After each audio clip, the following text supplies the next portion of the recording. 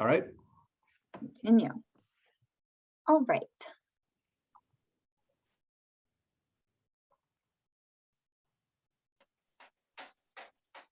Can you see my spooky screen? Yep. Yes. Get him out of there and let's go into presentation mode. All right. So today, I'm sure you all know, but we are doing a collaboration with Milwaukee and the Indianapolis Mug. So thank you everybody for being here and participating. We do anticipate that this is going to be interactive. We have questions, but we want to hear your stories, and it's about learning from each other. So this is a great space for that. I'm going to let everyone introduce themselves, but I'll start. Hey everyone, my name's Kelly. I am a co-mug leader with Jay here in Milwaukee, and I work for Cisco Meraki as the email strategist. And fun fact, I have the pleasure of working with Blaine every day and Matt Rhino, who's also joined us here.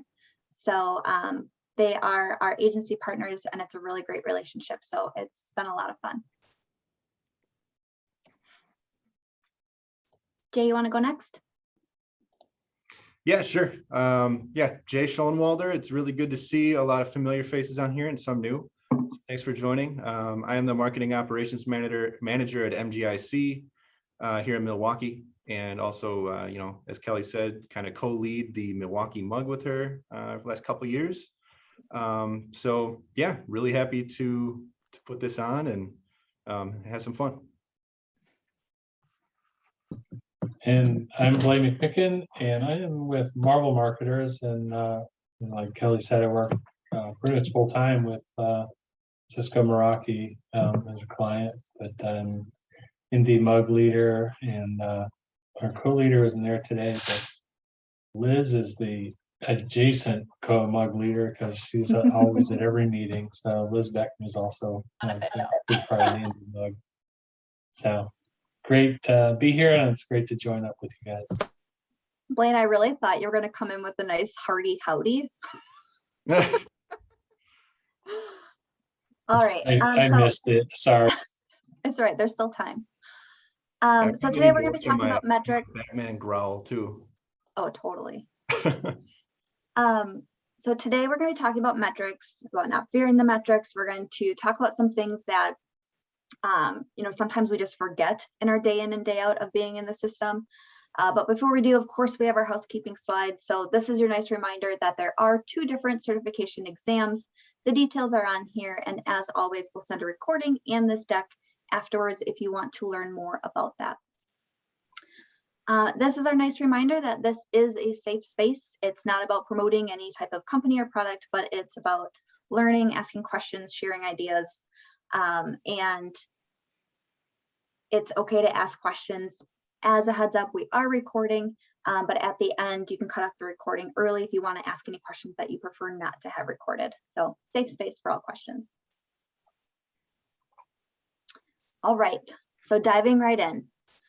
So the section that I'm going to be covering is just some of our most popular reports in Marketo. Some of them are things to watch out for, tips of how to use them. But this first one is, what report will answer these questions? I'm not going to read them all out to you, but does anyone have any idea, if you're looking for these answers, what report would you run in Marketo to get them?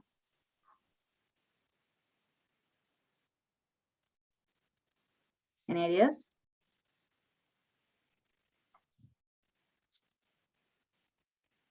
Is that the people report? Yes, it is. People performance report. So I feel like this is a report that I'm always forgetting about, but I'm constantly running audience counts or trying to find these different like segments and subsegments of audiences.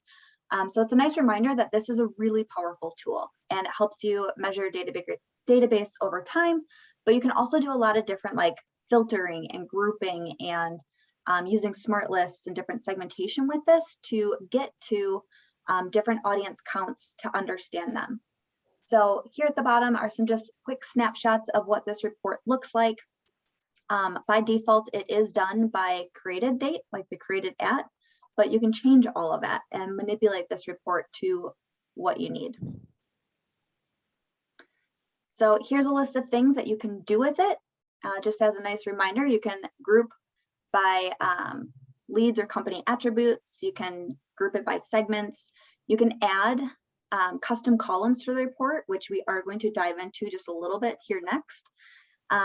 You can look down into different like opportunity metrics, and you can sort them. And then of course you have the smart list functionality that you can apply on top of it. So there's a lot that can be done with this in order to get to different audience counts or understanding that audience better. So here's our quick tips, cautions, and examples. So as a quick tip, you can use smart lists as a custom column, and that's what's being shown here on the right. It's a drag and drop, and then you pull in your smart list there to get insights into the counts. So we know that this full data set is, let's say, 1,000 people for easy numbers. And then of that, how many are in each industry? How many are in each region? How many are in each segment, if you wanted to pull in the segmentation? But the caution here is we need to be careful to not over filter. So if you're using a smart list that has filtering on it, and then you use the smart list within this report functionality, you can start to like cancel things out. So it's use them with caution and try to understand the filters being used to make sure you're not canceling any of those numbers out. And then as an example, Blaine, putting you on the spot, when we were talking about some of this content, Blaine had a really great example of actually a request that I put into him to better understand our marketable and not marketable audiences by region. So Blaine, I'm going to let you share that example. Sorry, I'm muted just in case the grandkids scream. So in this particular example, what I found was that I started to try and do it combined into one report, and then it took me a little while after some frustrating updates to realize that they're really two different core groups. So the one group was those that were marketable, the others were non-marketable. So they're exclusive, mutually exclusive groups. So what you have to do sometimes is you may have to build duplicate reports and then pull your data together. So that was something that I particularly ran into. So my big learning was use the smart list in the report itself for your large audience, and then use your columns for breaking down that large audience into smaller subgroups. But in this particular example, my large audience was either marketable or non-marketable, so they had to be a separate report. Totally. Is anyone else? Oh, go ahead, Jay. I would say another thing I'll point out with regards to this report, especially with custom columns. I mean, I feel like that's one of the most underutilized things in the analytics. There's so much flexibility there, but one thing that has tripped me up before is to use those custom columns. You know, as Blaine was saying, you have to have those additional smart lists. Those smart lists, I believe this is still true, need to be located in the database section of your Marketo. So you can't. They can be anywhere. Yes, I put some in the same program. Oh, together. Did that change? I feel like it used to be in the database only. No, you can pick from either one. Interesting. All right, yeah. That's awesome. Yeah, what I have found is if you have a lot of assets that aren't archived, it can take a long time for that list to populate. Gotcha. Which we do have. Yes. I just wanted to open it up and see, is anyone else using the People Performance Report regularly? And if so, what are you commonly using it for?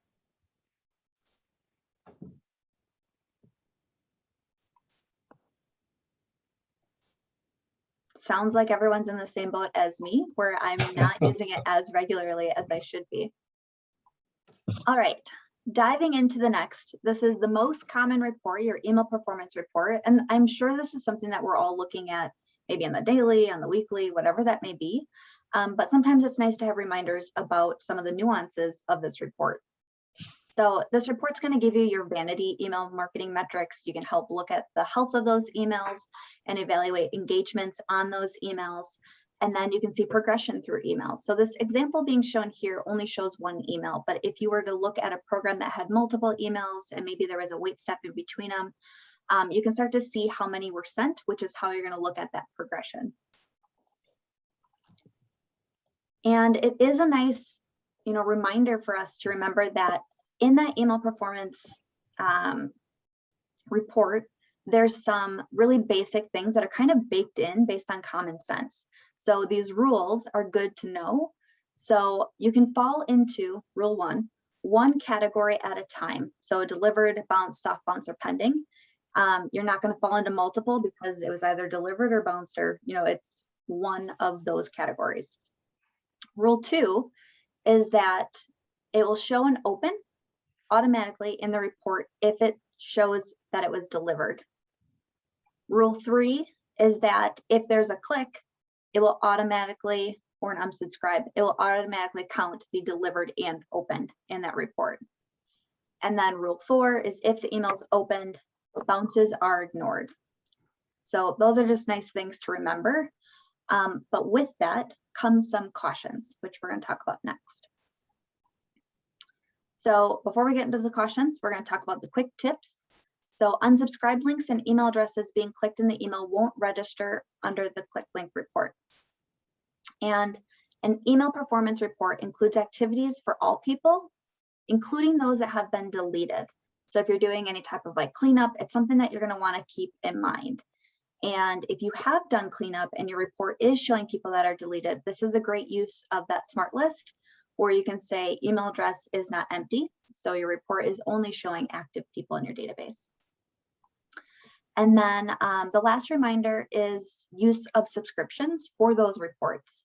So I'm sure we've all had the request, some of us on the daily, for performance reports. And sometimes it's just easier to set up a subscription to get that report out to the people that are commonly asking for it, so you don't have to do it manually every time a request comes in. So nice little reminder that those subscriptions are a great tool. The caution with some of this. So of course, we need to be cautioned with our open numbers. So if that image in the email is not downloaded, so that pixel's not fired, that open is not going to be seen by Marketo. But as we just heard in our rules, if you get a click, it's going to automatically count an open in that report. However, that open is not documented in the activity log.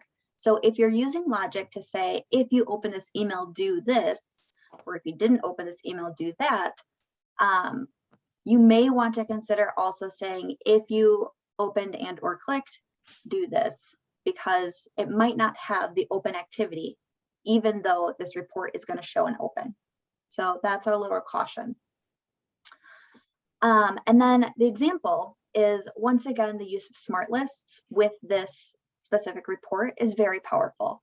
So you can filter the report to look at performance of that email based on, just this industry, just this job title, just this location, whatever that may be. And I think that's something that I, for sure, commonly forget. We're constantly looking at different industries, and people want to know, what's happening with just that specific industry or just that region with certain, emails or campaigns. And this is such an easy way to do it. It's just a nice reminder that that's a powerful tool at your fingertips. So going hand in hand with the email performance report is the link performance report.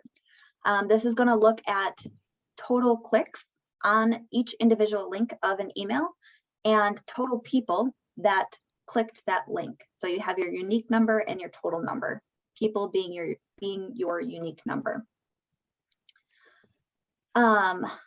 Something to keep an eye out for as far as tips, make sure you look at the column for clicks as well as people. So once again, looking at that total versus unique. And if you include email performance reports and email link performance reports in a program that you are using as a template, so you can clone it over and over again to bring in your folder structures, don't forget to put your reports in there, because when you clone it, it will automatically reference that program and pull in any of the assets within that program. So once again, it's an easy way to save time and get the reports that you're going to be pulling anyways.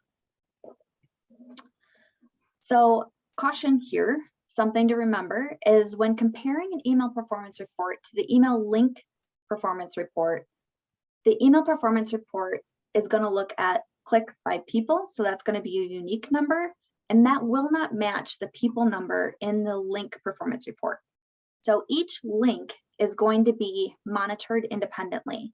So you could have, so if I engage with an email, I could have clicked the masthead and the CTA. I'm going to be counted as a person in each of those. So if you're looking at the total number, that number is not going to equal the total unique number in your email performance report. Hope that made sense. It's a hard one to describe. And then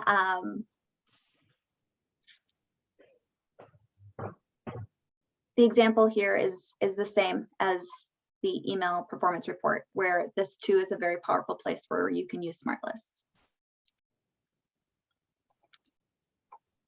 So that is my quick recap.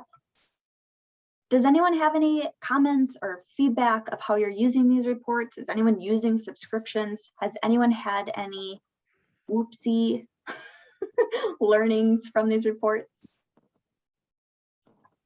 Yeah, I think one thing is, so from a subscription standpoint, we've had some programs that were being run by field people, and they needed a list of the people that were registered right before the event.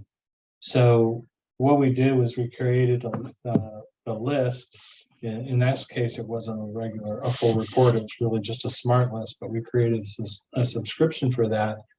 And then also set up the columns in the report before we set up the subscription, set up the columns that they would need of data, and then made the subscription. So when you do that, it even though you can't share views across users in Marketo, when you do set up a subscription like that, it will capture the columns that you've used, what you had set at the time that you created the subscription. So that's a good way to kind of share information with non-Marketo users, but making sure that they get the right columns and so forth. And you can edit those columns too in the subscriptions.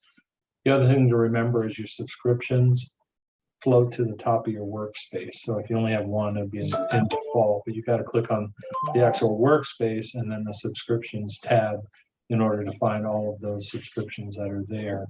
And then whenever somebody doesn't want the subscription anymore, they just hit the unsubscribe link in the email they get, and it'll remove them from the subscription. So they can sort of self-manage taking themselves off the list. They don't have to request you to do that. So Totally. just a couple of handy tips there. That's an awesome reminder, because I for sure have been like, where's my subscription at? Like going into the report itself and trying to find the subscription. Right. Like I always forget that they always float up to the top. So it's an awesome reminder. Yep. Yep. That's something I struggled with for a while too, is I used to build all my subscriptions in database, but then if you're building them in marketing activities in your actual programs, finding your subscriptions at the very top of the program with that little globe and then going over to subscriptions, like that tripped me up so many times. Yeah. I love the idea of the people performance report, and I don't remember ever using it, but I'm so glad that you reminded me about it. So Thanks, thank Tucker. you for that. Just the idea of building smart lists and then using those as columns. That's awesome. Yeah, one thing that's really handy about it, especially if you want to get multiple metrics without like pulling out the data and running pivot tables and all that stuff. But so some of the reports, like for Kelly, we did reports where we grouped the data by industry, and then we had columns for different regions. So we had, North America and Europe and APAC and all that kind of stuff as separate columns, but then it gives you a nice breakdown of your totals, but then it also gives you by industry and region. So you get a nice grid of all that data in one report. It was beautiful. And on top of that, it's easy to run again now that it's set up. So it's a good reminder. And, email performance report subscriptions, or any subscriptions for that matter. I mean, if you're not using those and you're wondering like what would be a good place to get started, probably one of the most productive things I did right away was created a email performance report for all of my marketing colleagues. Many of them not in Marketo, they're not Marketo users. And I have it sent to them every Monday morning. And it shows emails for the last 30 days. That cut down on a lot of like random ad hoc requests for, hey, how did that email perform last week or 2 weeks ago? They have the information right there. And I'm guessing most of them don't look at it every week, which is fine. That's okay. But they know where to get that information if they need. And it's just a big time saver. Right.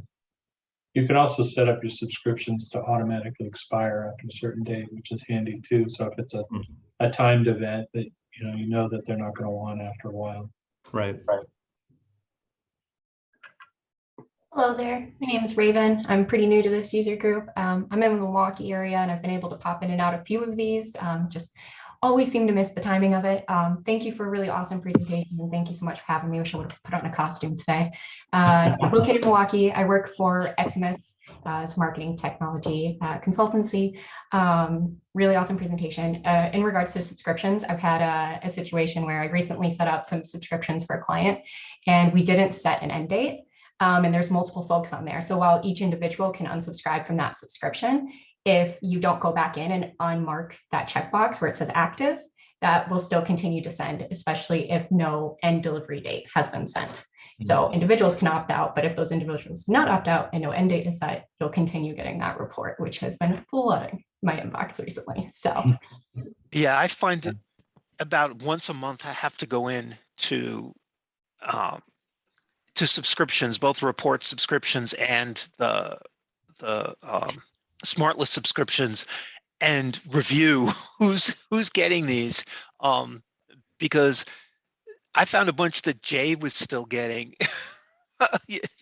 A year later, they were still firing to go to send you to an empty inbox, huh?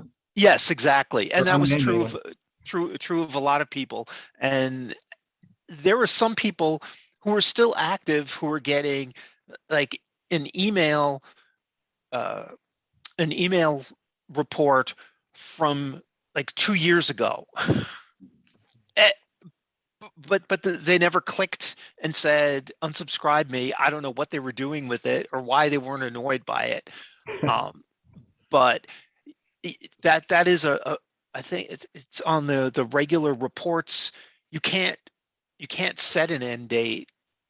So again, I just have to go in. I just go in and monitor it about once. Well, maybe it's more like once a quarter, and just see what's still active. Deactivate the ones that look like they shouldn't be getting them, and then the next time I go in, if nobody's complained, then I just remove it. Yep. See if they David, complain after you removed it. You've sparked a question. Where do subscription alerts and just normal email alerts, where do those come from? Like what IP? Is that from like Marketo or is that from your own IP? Because like if you're sending a bunch of these to like non-existent emails, is that going to like negatively impact you in the long run? No, Really? no, I didn't think it comes so. from Marketo. Yeah. Okay. And As an it's not operational even, email. yeah, and it's not to a specific person in the, so it doesn't really record the bounce, which Okay. is, I guess, kind of the frustrating thing, is because you never know if those alerts are bouncing. Mm-hmm. Cool.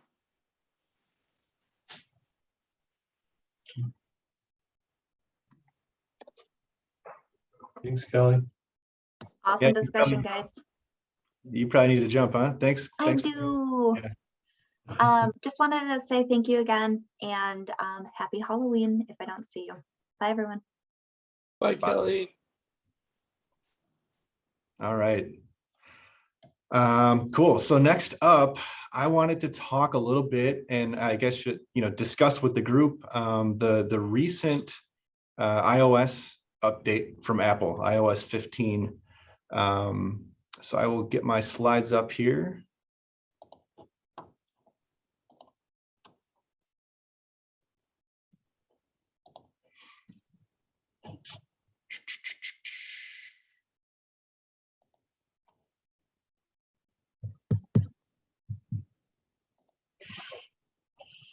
Okay.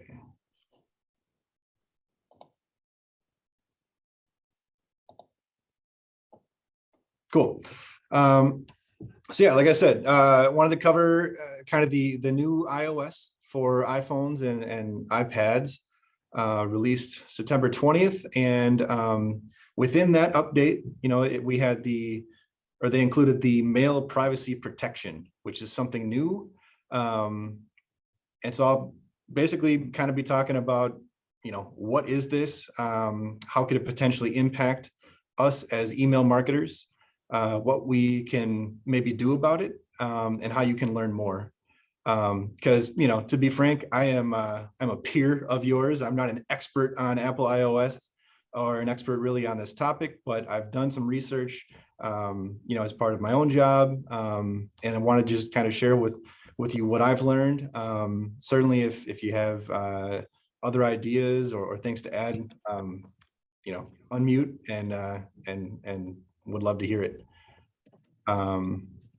So first I wanted to do a poll just to kind of gauge where people are with this topic.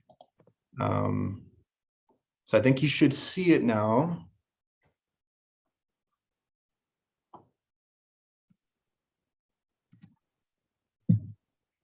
Okay.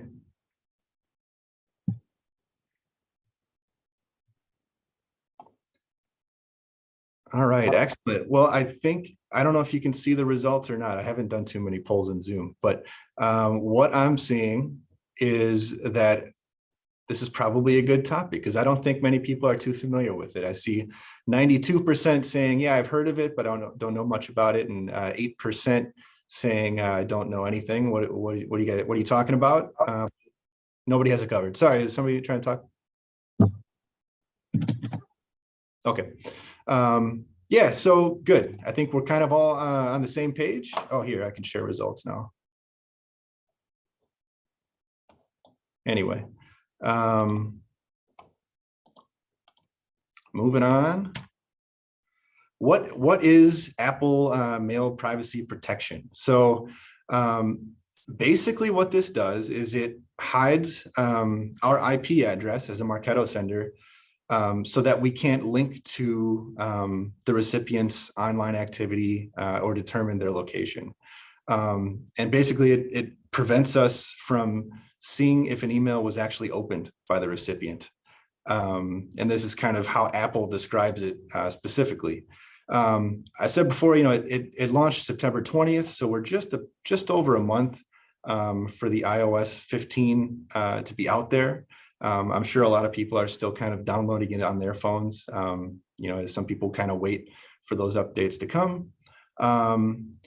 So this impacts right now, Apple, basically users of the Apple Mail app. So, the kind of the default mail app on your iPhone or your iPad, if you're using that, or if your audience customers are using that Apple Mail app, it impacts them. If they're using like a third-party app, like if you're using the Outlook app specifically to access your email, or the Gmail app, it's not affected. This is only for the Apple Mail, the native kind of default Apple Mail app.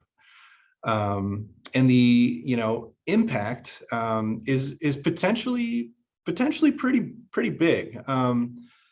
Based on a lot of sources that I've looked at, I mean, the number of opens or the share of opens kind of across the board that happen on iPhone and iPad account for about 40% of all opens, which makes sense. I mean, I think a lot of people are regularly checking their email on their iPhone or their iPad. And although this new, I'm going to call it MPP, so I don't have to repeat privacy protection again, but the MPP is only on iPad and iPhone right now, but it will be coming on Macs as well. I don't know the date on that. I don't even know if it's published or anything like that. I couldn't find that. But if you include Macs, then that 40% increases to about 50%. And once people download that app, download the new iOS, the first time you open your Apple Mail app, you're presented with a little pop-up, and it basically asks you, or it kind of says, you know, new in iOS 15, mail privacy protection. Would you like to be protected, or would you not like to be protected? So the way that that question is framed, I think it's expected that, you know, pretty much everyone is going to say, yeah, I want to be protected. I mean, I chose that option. I think, you know, it's probably most natural, but you know, that said, pretty much anyone who's using the Apple Mail app will probably opt into that. So how it works, and like I said before, I'm not like an expert on this, but generally, once a user opens their Apple Mail app, Apple automatically downloads all images for all messages, and it saves them in this kind of third-party server as sort of a cache file. When that happens, it automatically registers as an open. And it also masks geolocation. So you can't tell where somebody is opening that email from necessarily. It's just going to be going back to that Apple privacy cache server, which is, I think, regional, but it's not going to give you that precise location. So if you use some of the fields like inferred location or, you know, inferred state, those might not match up where those people are actually located. So if somebody actually opens an email, like, you know, the actual person opens an email, that email then is downloaded from the Apple privacy cache server, not the sender server like we would normally see from a Marketo email. So Marketo really has no idea if, you know, if it was opened by the person or if it was opened by the Apple, the MPP. And so essentially that's how it happens. And what it comes down to is we don't know when an email has truly been opened. Hey, Jay, so Gmail and Google have been doing something similar to this for a while, though Google doesn't really publish or publicize like how it functionally works, but Google also will cache images and pre-cache images, and it'll make your open rates for Gmail also kind of funky. Interesting. Have you seen an impact in your database from that, or? Well, I mean, specifically no, because I generally deal in B2B, so I don't. Yeah. So Gmail isn't really a large component of our open rates, or at least not a component that we actively measure against. So I couldn't say that I firsthand have, but I do know that Gmail does have a function of caching images similarly, and it will appear the same way, that your open rates will be kind of inflated, but you'll never see the individual kind of behaviors and activities when it's sent to a Gmail address.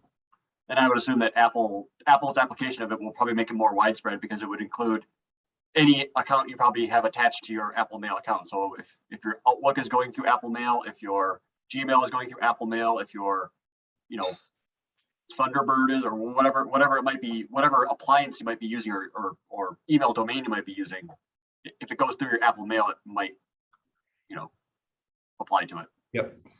Yeah, for sure. Good point. Yeah. So anything you're accessing through that Apple Mail app, right? No matter what the account is, if it's Gmail or Outlook, whatever. Yeah, I guess, you know, I came across some of those Gmail updates as well, but, you know, similarly, you know, being in B2B, we're not sending to a lot of Gmail addresses. So it really wasn't something that I spent a lot of time looking into, but good point. So one thing I wanted to cover here is kind of how to determine the impact to your audience. There's a couple different ways that you can look at your database and kind of determine like how many people in your database are actually using iPhones or iPads or iOS to open your emails. So the first one's through Email Insights, and the second one is through Smart Lists. So I'm going to jump out of this present. So yeah, like I said, this poll, maybe we don't need to have it, because it seems like this isn't something that's really been on people's radar, but has anybody noticed a difference in the last month? Are your open rates going up, or do you not really see much of a difference?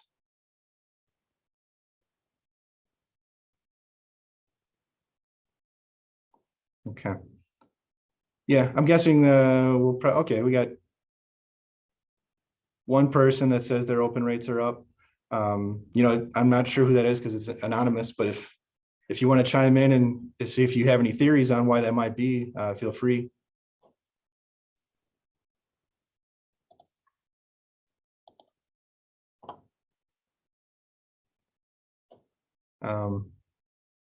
Yeah, like I said, we're not seeing much of a difference at this point. And I'm not sure if we will or not, but just wanted to make sure everybody was aware of this. And if you start to see some open rate inflation, you know, check into this and see if this might be the reason why. Hey, Jay, Yes, David. it is active now on Macs. The new Monterey was released on Monday, I think it was, and Oh, I just checked, and there is privacy, and it's the same mail privacy protection, and it never asked me because I think through iCloud, it just mirrored the settings I had on my phone. I got you. All right.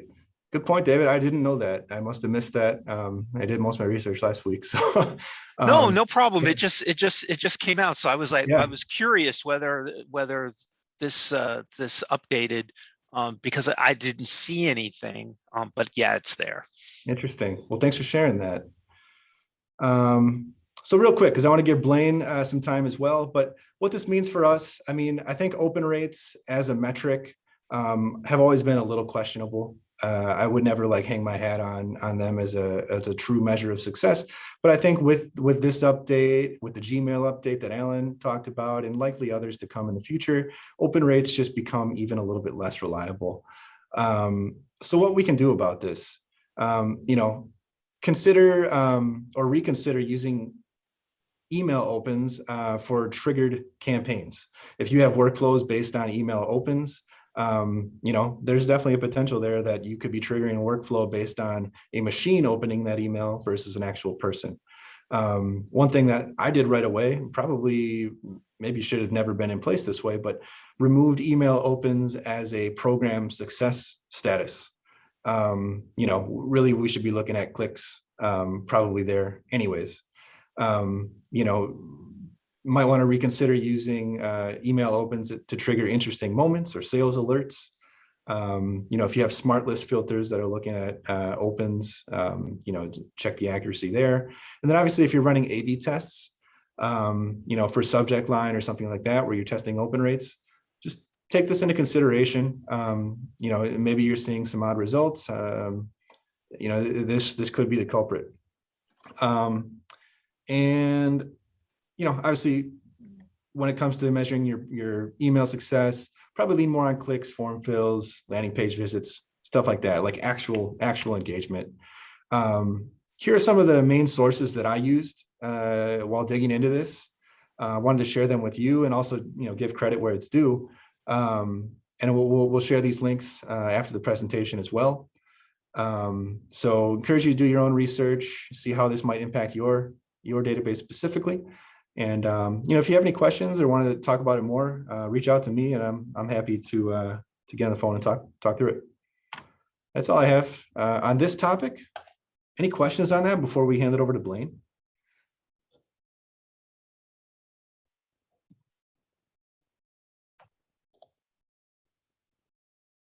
All right. Cool. Thanks for the discussion. Blaine, take it away. Sure, and share. Are you able to see my screen? Yep. All right. Well, howdy cowpoke. We're going to learn you on some more stuff about metrics. So what I want to talk today about, mine's less about like hands-on stuff, but more about concepts and how what you may do with the metrics and how you communicate with others. So I'm just calling it speak my language, and you'll know why. So like I said, I'm from the indie user group. So when we're talking about speak my language, digital marketers, we speak in unfamiliar terms for other parts of the organization. So we need to express the value in terms that are understood by our audience. And many corporate leaders in the businesses that I've worked in actually came up through the sales channel. They were sales reps and directors and field reps and all that, and then they moved into management. So they sort of have this bias towards sales, and they understand sales terms very well, but they don't always understand the digital marketing terms that we use. And when you're in meeting with some of these people, you want to talk to them about budget and value and getting investment commitment to do programs. So you need to talk to them in terms that resonates with them. And so I think if we don't do that, then the value and the impact is lost with that audience. So because they can't necessarily relate to the metrics. So the effect is that I think some digital marketing programs are underfunded. So all of this kind of reminded me of this old Far Side cartoon with the guy's talking to his dog. But he was like, and the reality is all the dog really hears is his name. He hears a couple of words here and there. If you're a Good Burger fan, there's that scene where he's reading the contract and he's like, I recognize some of these words, but doesn't really understand what he's looking at. And then even worse is like the cats, then but they don't hear anything you're saying because it's all jargon. They don't understand any of it. So when you think about it, so you can pick your audience. I'm gonna kind of focus on the sales peers right now, but you kind of have to think about this and with any audience that you're presenting some of this data to. But in particular, digital marketers, our activities do overlap with sales. We're talking to leads and we're talking to contacts, and so are they. So there's an important, there for that understanding. So, and it's important also that we kind of both work together in these activities. But we talk about open rates and bounce rates and click rates and time on site and minutes viewed and all that kind of stuff. But they don't really speak in those terms at all. They're using terms like leading and lagging indicators and opportunities and activity metrics and sales effectiveness and sales cycle lengths and all that. So what we have to try and do is sort of bridge that gap. So some of the guidelines and some of the advice I would really give you is kind of understand how your audience measures value. So when you're going to present to them, they're not going to necessarily go out of their way to understand all of your metrics and your terms and stuff like that. So you need to translate the metrics into units that your audience will understand. And so the other thing is I would advise is don't try to educate them about during the presentation. Don't try to explain bounce rates to them, click rates and things like that. It's just going to be a big distraction from the point that you're trying to make with the data. The other thing I've learned is that with digital, we have very high numbers. We have a lot of data and we can collect a lot of data. So in comparison, it's hard for those that are using human channels to aggregate data in like the large numbers that we do. So what I tend to do is just derate the numbers pretty significantly so that it doesn't get into an argument about, are we comparing apples for apples? What we're talking about is impressions or with customers, interactions with customers. So by derating, what I mean is something like this. So say we have 50, we're doing whatever, if it's a campaign or if it's a quarterly report or something like that.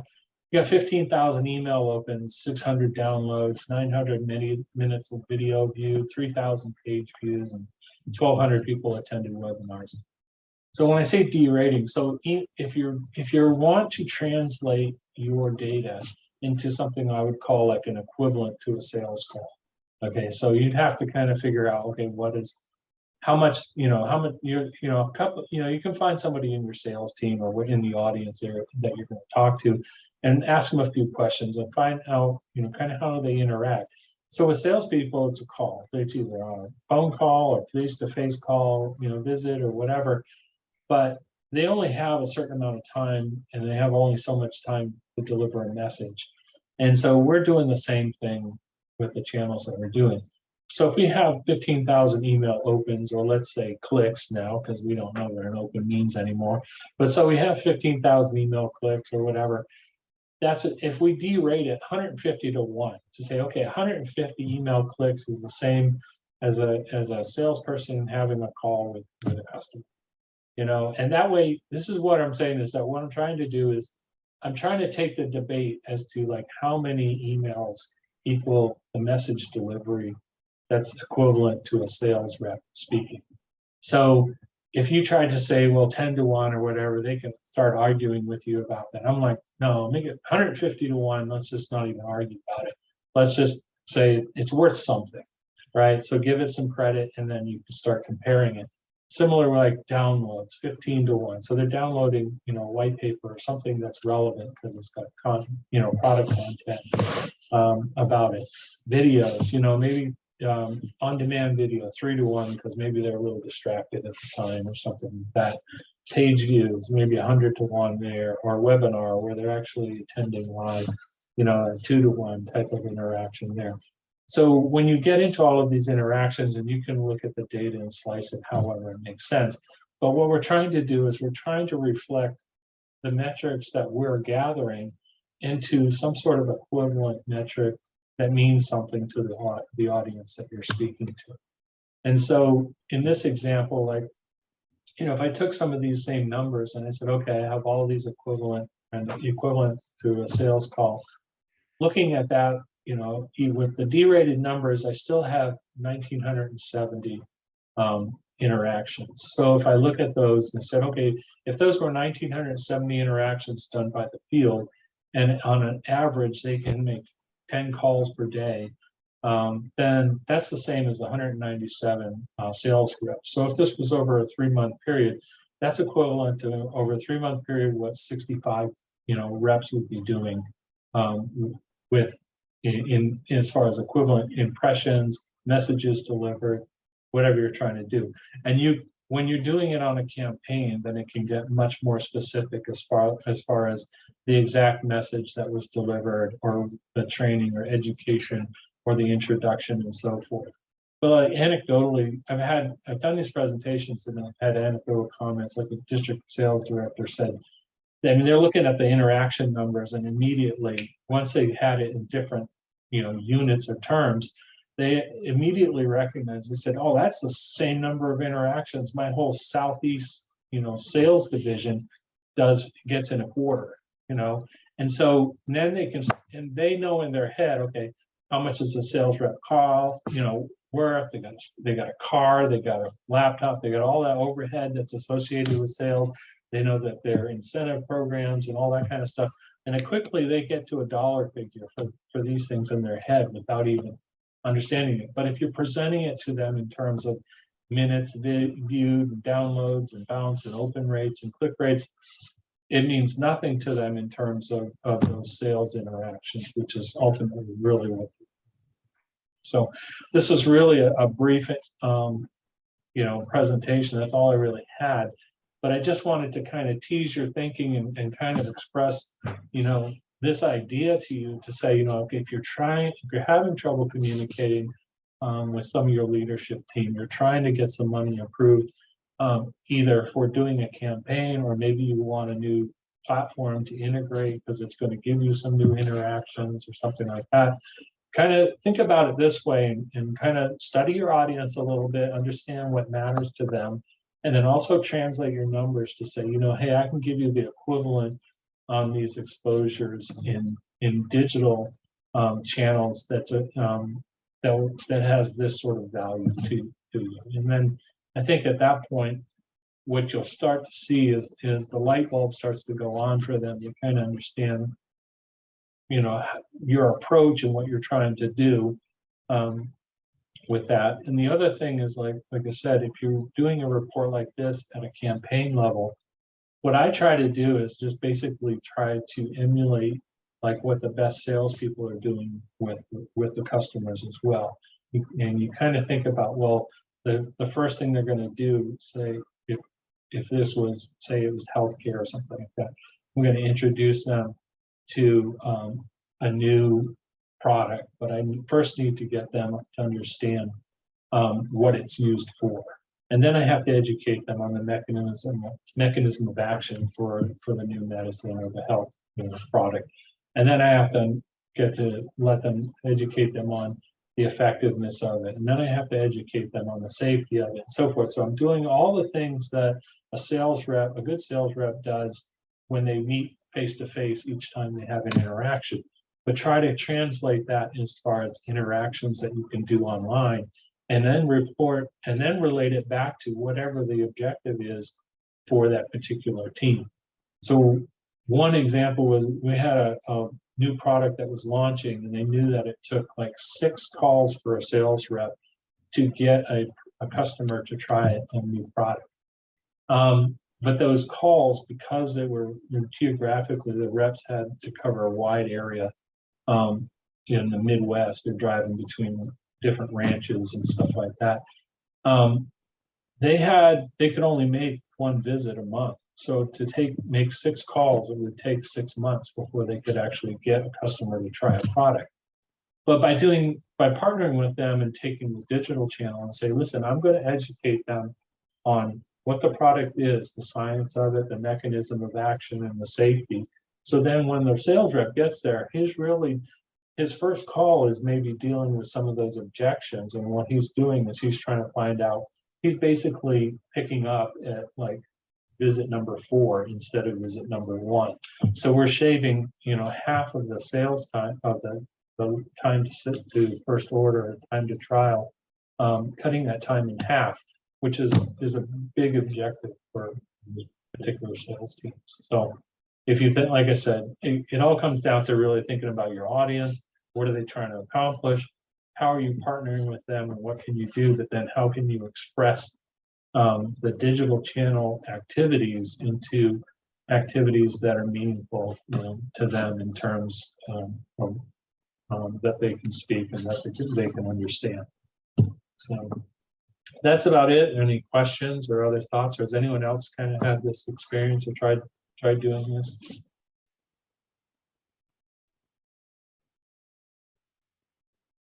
I haven't tried, but I think it's a really cool approach. I mean, you try to tell a salesperson or a sales manager that you got 2 or 3% conversion rate. Doesn't sound very good, but if that's 300 people that you had a meaningful interaction with for pretty low cost. I think it makes a lot of sense to kind of reframe those metrics in a way that that's tailored. Right. So that is all that I had. I'll stop sharing. Try. Awesome. All right, Brian, well, it's good to partner with you. The Indianapolis mug, bring some groups together here. It looks like some people had to jump off. I know we're a little over time. But definitely thanks for everybody that was able to join us. Appreciate that. I'm glad Alan hung on, because I think it's unanimous that best costume goes to the hot dog. Ooh, I I like appreciate that. It is not comfy in this hot dog. It's very warm. Yeah, I was going to say you're probably I've been kind of adjusting it to kind of get a little airflow in here. It's not ideal. Well, the best hot dogs are steamed, so. True. Good point. I don't know if I agree with that, but if you're on a New York push cart, that's the one to do. Yeah, totally. Yeah. Awesome. Well, yeah, and it's great to see everyone. I think Kelly and I, and Blaine, I'm sure you probably agree, it would be really nice to get these back in person eventually. We were kind of hoping to do a fall, October, November one this year, but just based on how things are still, I think we'll probably hold off a little bit. I mean, this virtual stuff seems to work, but hopefully later this winter or into the spring, we'll get back in person and start to get together again. All right.